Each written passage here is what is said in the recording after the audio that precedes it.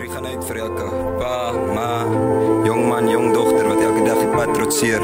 Ons bid net vir 'n veilige reis. Maar vir nou, bid net vir 'n veilige reis. 'n veilige reis. Maar vir nou,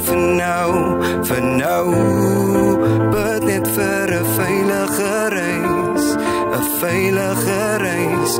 Ons gaan streep vir streep, dag na dag op die pad wat lewens eis. Wakker word, alweer die pad trotseer, kan nie wag om weer by die huis te arriveer. Enige tyd kan iets gebeur, families kry die boodskap van die skade. Staan daar weer, hoofgebuik by oop begrawe, mens vertel nog steeds sy eie weergawe van 'n storie wat niemand graag wil hoor nie.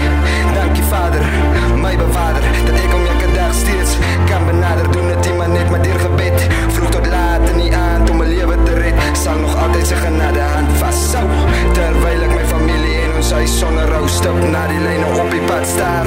Sy genade nimmer nooit selfsprekend aanvaar. Maar vir nou, bid net vir 'n veilige reis.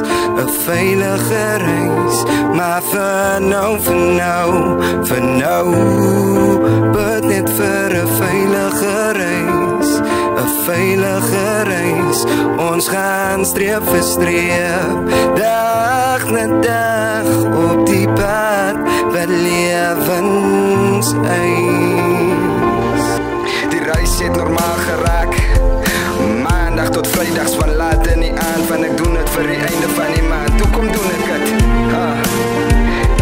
is vir kos, water en krag, om vorentoe te kyk vir nog 'n dag.